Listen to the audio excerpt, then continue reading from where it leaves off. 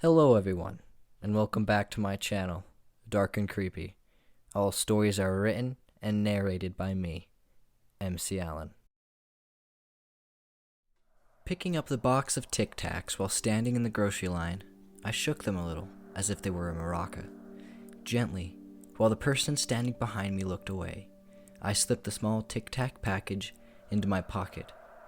A grin shimmered across my face as I walked up to the cashier and paid for the rest of my groceries. I've never done anything like that before, and it seems pretty insignificant, but I got a huge rush from stealing it. The store I was taking it from was already a rundown dump, owned by an older, rough-looking man, so I didn't care too much about doing it.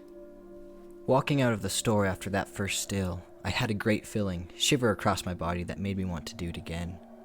So every time I went back to the crappy store, I would sneak a pack of Tic Tacs and an occasional pack of gum. However, as I kept doing this, it lost its thrill because it was so easy to steal without consequences. So one day I made sure to slip the Tic Tac package into my pocket, very obviously, so the owner of the store, who was working the cash register at the time, would notice me trying to steal it. I made eye contact with the cashier, and he just looked at me, shook his head slightly, but said nothing. Nada, are you going to pay for that? Or, sir, you can't take that, crossed his lips. It was strange, as if he wanted me to take it. After buying the rest of my groceries that day, I was walking to the car, and I felt my pocket that was carrying the box of Tic Tacs shake a little, giving me a strange sensation. I reached in and pulled them out to see if anything was out of the usual. There was nothing noticeably strange, so I shook it off as they must have got bumped around while I was walking. Soon, I opened the package up and plopped one of the Tic Tacs in my mouth, while starting my parents' old car. I usually enjoyed to pin it between the roof of my mouth and my tongue while simultaneously sucking off the outer coat of sugar. But the Tic Tac somehow slipped by and went directly down my throat. Gagging a little bit on it, I pulled out another one and plopped that one into my mouth. And the same thing happened again. I wondered how they slipped by my tongue so fast, and so this time, I made sure to close the back of my throat before putting one in. Try as it did, it never made it past. And so I lifted it up with the tip of my tongue while pressing it against the roof of my mouth. As I did, I could feel the Tic Tac squirm around, as if it was alive and beetle-like. Immediately, I spit it out on the floor of the car between the gas and the brake pedals. What was that? I mumbled to myself as I tried to keep my eyes on the road, but interested in how that thing squirmed around. While glancing down at the floor, a car beside me started to honk frantically, which made my eyes dart at the road, noticing that I was drifting into their lane. I quickly jerked back into mine, while they sped past me, spewing out profanities. This took my mind off of the Tic Tac that was laying on the floor. I finally got to my house, where I was glad to see that there was no harm done to the vehicle.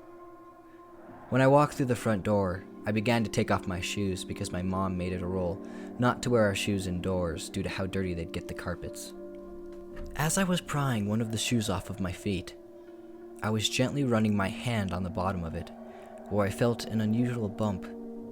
Flipping it over, I saw the Tic Tac that fell onto the floor from earlier. It was halfway, sticking out from my shoe, and I wondered how it was capable of digging into it that much. Carrying my shoe to the bathroom, I found some of my mother's tweezers that she used for her eyebrows, and I tried to pull the Tic Tac out. It was stuck in there pretty good, and so I decided to give it a good yank. As it came out, some of the rubber from the bottom of my shoe came with it, leaving a big hole. My mind was spinning on how a Tic Tac was able to do this much damage, and I remembered feeling it squirm in my mouth earlier. But I stopped this thought, as it felt so stupid to actually think that a Tic Tac could be alive. Something that sounded like glass shattering echoed from the kitchen, and I quickly ran over to find my dad cursing at the glass of soda he just dropped. Can you clean this up for me, Jonas, please? My dad asked in angered but trying to be a loving tone, as he noticed me walk into the kitchen. Sure, I'll clean it up, I responded, somewhat annoyed, while I grabbed an old towel to wipe up the soda now spilled across the floor.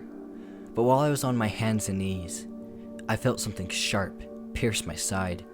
It was instantly painful, and it was followed by other similar pains, all resonating from the same area. "Are you okay?" my dad asked as he started to walk closer to me. "Did the glass cut you at all?"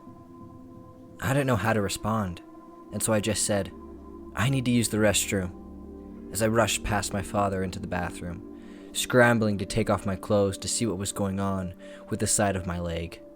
I noticed that blood was running from the open wounds. So I slightly dipped some toilet paper in water to wipe away the blood, and that's when I felt them. About a dozen bumps in the side of my leg that were squirming around, which caused my hand to shake. From the hallway, I heard my dad say, "Sorry, Jonas, but my boss just called me and something's come up, so I will see you later tonight.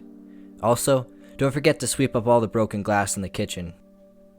The door then swiftly shut before I was able to ask for help. My mind was spinning like a roller coaster as I tried to analyze exactly what was inside of me.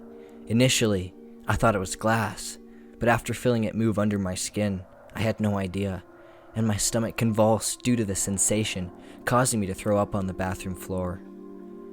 I looked through my pants pockets, as I tried to avoid the parts of them that were covered in barf, as they were on the floor.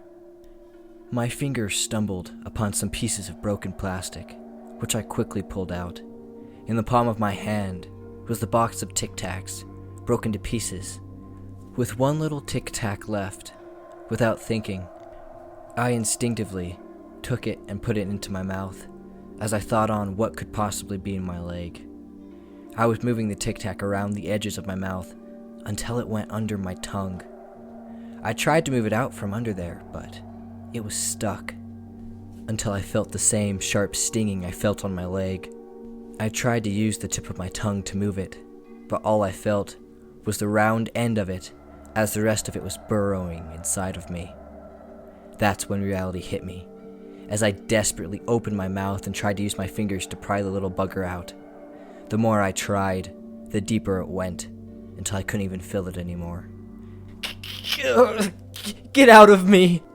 I screamed as I scratched at the bumps in my leg and tried to cough the best I could to see if that would help, but sadly, it did not. The things were burrowing deeper under my skin, and so I quickly grabbed my mother's tweezers and began my best to pull them out, but they had attached themselves to the muscle, the same way the one Tic Tac had attached itself to the rubber on the bottom of my shoe. Desperately, I took a knife and dug in, trying to pry them up, and I was able to get 2 shallow Tic Tacs out, but the other ones were in far too deep by now. I remembered how the cashier at the store reacted, as if he wanted me to steal them, and maybe, just maybe, he would know what was going on.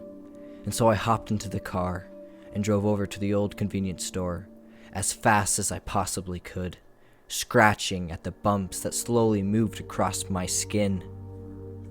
When I ran in, the place was pretty much empty, and I saw the owner, who was working at the cash register, glance at me, give a slight smile, and go back to looking at his computer. Storming up to him, I yelled, "What was wrong with those Tic Tacs I bought here? They are literally eating me alive."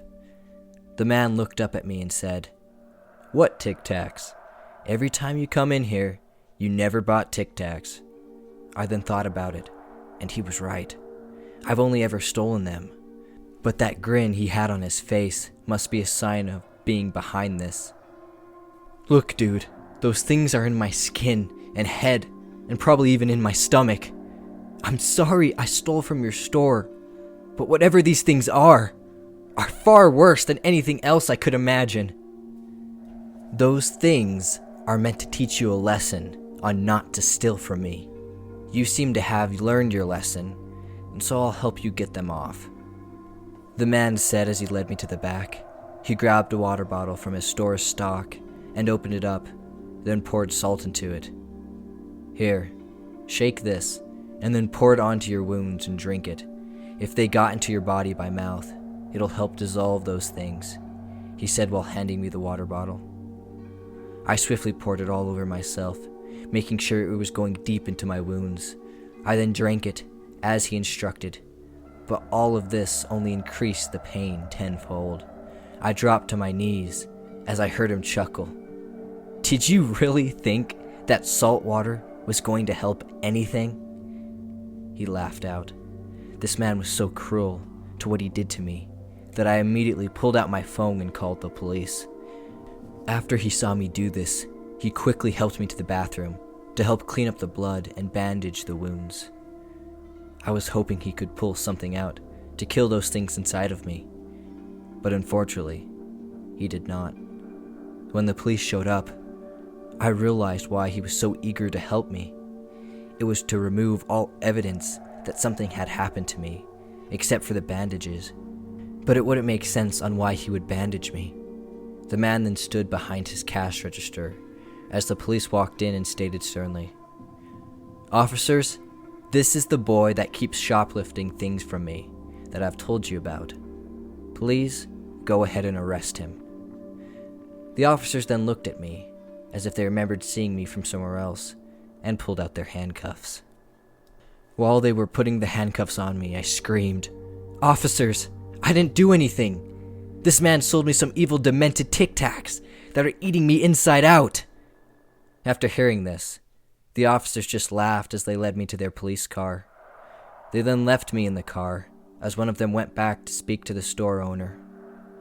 After 5 minutes, he came back with a package of Tic Tacs in his hand saying, "The owner of the store said that you deserved to have these, and I really don't know why."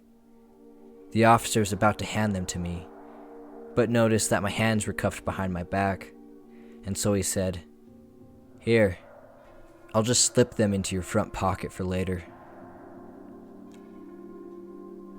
I've been confined to a wheelchair ever since, and of course, I never stole again.